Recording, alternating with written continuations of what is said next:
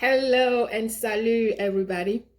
Welcome back to the channel, Chatting with Nicole. We are just chatting here. If you have not subscribed or you're new to the channel, first I want to welcome you to the channel. If you're new or you have not subscribed, you've been hanging on with me for a while now, you have not subscribed or you're new to the channel, I want us to take a breather right now. Take a second, all of us, let us take a second and click on subscribe. Subscribe right now. Do me a favor. I need your help. I need you to keep going. I need your subscription to keep going. All right. So I want to challenge you right now to subscribe. Do me a favor and subscribe to the channel. Even if you don't like what I have to say, subscribe anyway.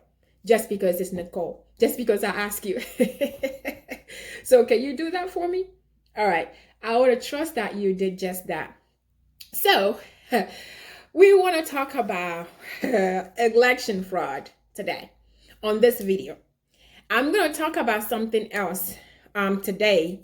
I saw two videos today, and I'm going to address both of them, but I can't post them both. I'm going to post the next one, the other video tomorrow for you. But right now, I want to talk about what I call the mother of all election fraud. You know how I just told you last time that I went and did an early voting. I was proud. I showed you guys, I did an early voting, and I kept telling everybody that we have to, we all have to exercise our right to vote. We just have to do that. And it is the right in our right to do so. We have to let our voice be heard, and we have to let our vote be counted. We just have to do that. And we also know, we also know that with everything that had happened on the last election, with this, election fraud craziness that we heard, we knew that there are going to be a lot of laws has already been passed to prevent certain people, to make it difficult for certain people to vote already. And we knew that it was going to be getting worse. People are going to do crazy things just to deny us from voting. But I didn't know how far it would have, how far they will go until I saw this, video, this reporting. And I went and dig deeper and started seeing all of this. And you know how you have to, whenever, you see somebody does something good, you have to give them, kudos. And this video that I saw, this reporting, TYT report that I saw, it was so well done. Not what's happened in it, but the reporting. I love the reporting, the way they reported from beginning, to end. I just loved it. And I want to share this with you. Do you know that you could get arrested for voting? Arrested for voter fraud because Governor DeSantis created a new program to crack down on voter fraud. Now, never before seen footage is here. Here it is. Apparently, I guess you have a warrant? For what? I'm not sure. For voter stuff, man. For voters. It's what it is. I think the agents with FDLE talked to you last week about some voter fraud, voter stuff, when you weren't supposed to be voting, maybe. I didn't. They have reduced your bond quite a bit. It's 2 felony charges for voter fraud, but they've reduced it to $500 bonds. So it's $1,000 total. Oh my God, man! What? So, yes, sir. So unfortunately, right now we're gonna have to take you to jail. I didn't do nothing to nobody, man. Voter fraud. What is voter fraud? Voting when you're not supposed to, sir. Because of your sex offender status, you're not supposed to be voting. You don't have an ounce of court warrant. Nobody. What is wrong with this state, man? Let's put up the picture of this citizen who was arrested by goons of the state. In never before seen footage obtained by the Tampa Bay Times and Miami Herald, we are now offered a glimpse into this program created by Governor Ron DeSantis out of Florida. Handcuffed in the back seat was 40-year-old Tony Patterson. He stewed over the situation mentioning how his brother encouraged him to register to vote. Now, I want to remind you of something. The police, they explained up front, they have already reduced your bond. It's down to $500 for each felony. When was the last time you heard of a $500 bond for a felony? They're telling you this is not a serious crime at all, okay? Patterson said, and I quote, "I thought felons were able to vote. That's why I signed a petition for him. That's what I remember.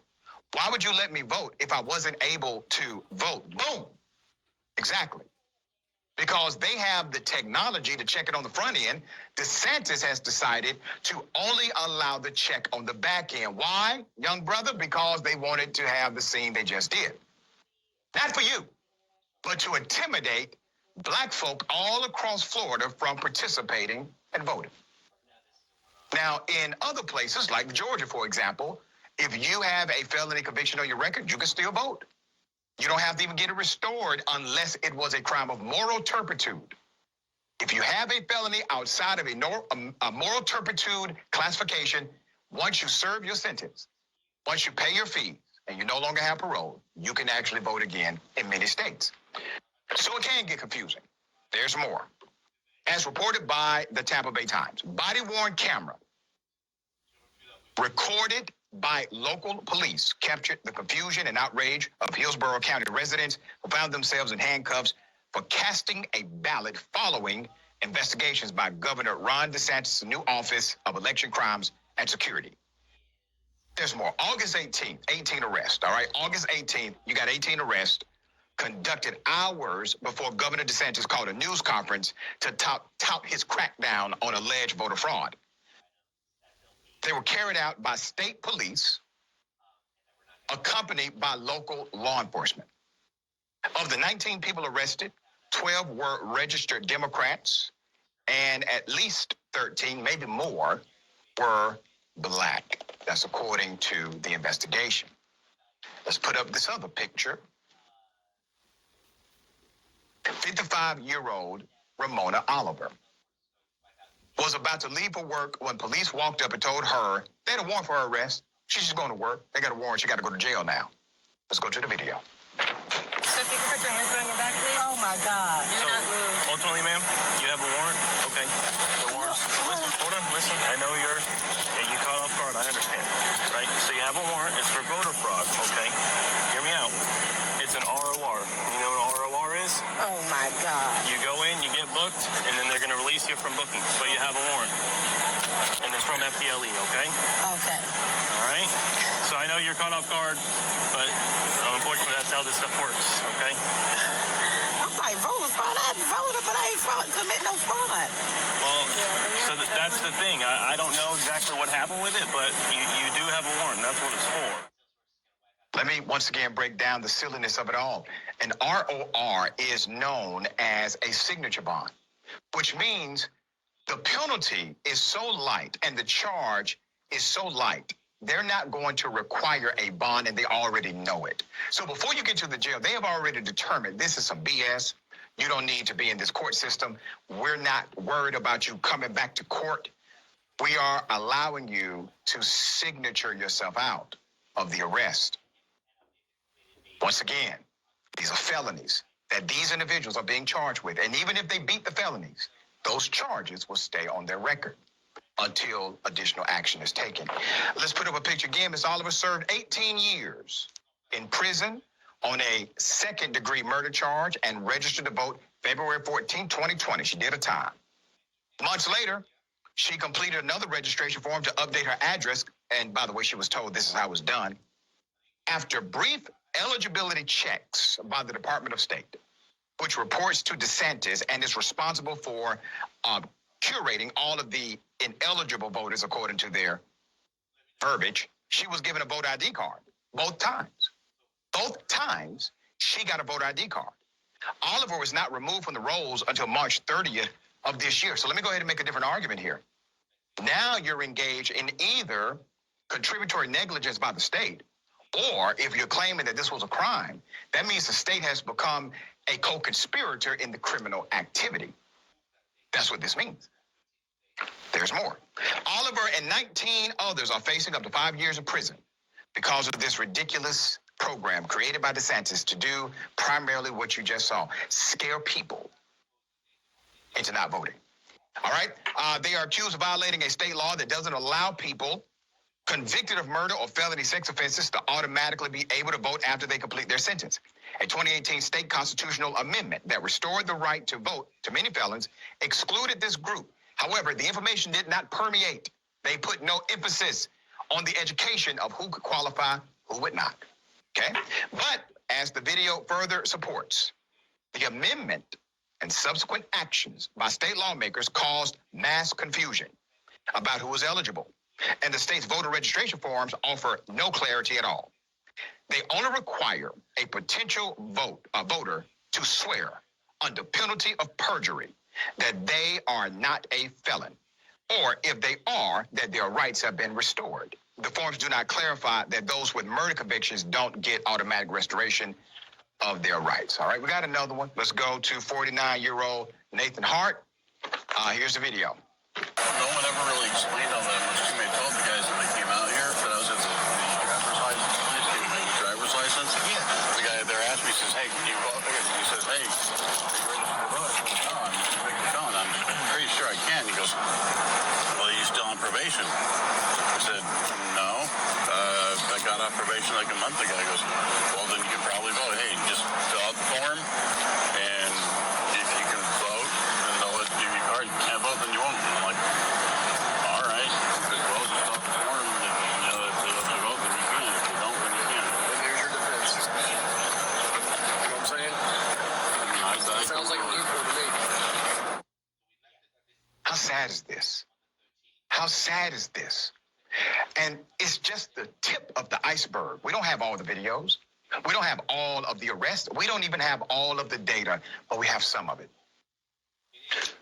Towards the end, an officer suggests Mr. Hart may have a loophole defense.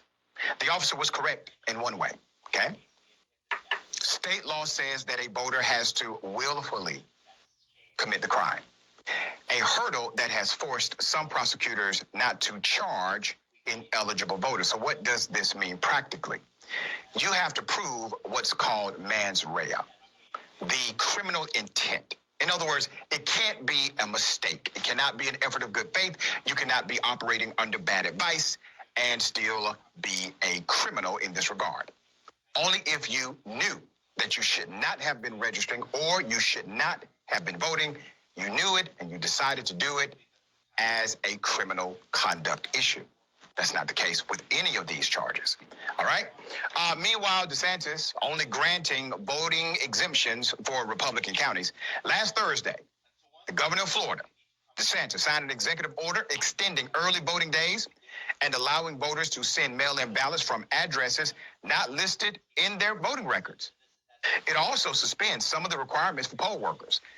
This only goes into effect for about 1 million voters in Lee County, Charlotte, Sarasota. With these counties in particular, more than 450,000 of them are registered as Republicans. Voting rights groups had previously requested to Governor DeSantis extend the statewide voter registration deadline and to add more early voting days across the board. However, DeSantis said the decision to only accommodate 3 counties was based on the collective feedback of the supervisors of elections across the state and at the written request of the supervisors of elections in Charlotte, Lee, and Sarasota. Just so happens this is a large concentration of Republican voters. Just a coincidence, right, Governor? All right, Ben, the insanity of Florida continues to wow me week by week. What are your thoughts? Yeah, I mean, this is deeply infuriating because what is obviously happening is this trap, right? This is a trap that was intentionally set for voters to stop people from voting because, and this is something that Florida's been doing for a very, very long state. And I want to extend this to just beyond Florida because a lot of people will look at red states and say, oh, you know, they keep voting for these terrible people. It's all their own fault. But think about it like this. In Mississippi, Alabama, and Tennessee, about 8% of the entire voting age population is denied the right to vote due to prior felony voting laws. 8%, that's almost 10%. That's almost 1 out of every 10 people in those states denied the right to vote due to prior felony voting laws. We know in the United States that our criminal justice system is racist and that police focus all their time and energy in racist ways. That this specifically was the Nixon administration, like their officials came out and said that the whole purpose behind the war on drugs was to stop black and brown folks from voting across the country. So then you go back to Florida. In Florida in the 2000 election, they wrongfully said that somewhere around like 20,000 black voters were felons, even though they weren't, just to stop them from voting in the 2000 election, right? And this is something that's been going on for a long time. And now the voters of Florida actually voted to say, no, we should get rid of these felony voting laws. People should be allowed to vote, even if they have a felony, if they've done their time, right? And then the state of Florida made the whole implementation of that vote that the people voted for intentionally confusing with the express goal of preventing black voters from feeling comfortable registering to vote. This right here, and I think the timing of this is not a coincidence, right? The election is coming up soon. This is an intimidation tactic. This is a terror tactic to get people to be afraid to vote in Florida. And the unfortunate reality is Republicans are doing this across the country. And so realistically, at a certain point, the blame has to go on the Biden administration and his failure to fundamentally push real action on this front. The Democrats promised that they were going to stop exactly this from happening, and now we're risking losing the Senate specifically because not because voters are going in a right-wing direction, but because right-wing elected officials are stopping people from voting. And we're just in a really terrible position right now. Well said. So yes, they did. They did. And I can't tell you that that's the farthest they're going to go. And I don't know what other craziness is happening in your cities, in your towns, but this is crazy. And I don't have much to add to this reporting because the reporting is so well put together and everything is so well said that the only thing I want to add is that do not let this reporting, do not let whatever it is they are doing discourage you, demotivate you from voting, from exercising your right, for letting your voice be counted and be heard. Instead, because you know they're gonna do everything necessary. Instead, let this encourage you and motivate you to go out and vote and continue to exercise your rights. The other thing I want to tell you about this that is important is I want you to know your statuses. I want you to know your rights so that you don't fall into these craziness. You don't fall victim. You don't become a criminal. You don't become a felon just because you went out and voted. So please know your rights, know your status, and do not let this demotivate you. Do not let this discourage you. Stand your ground.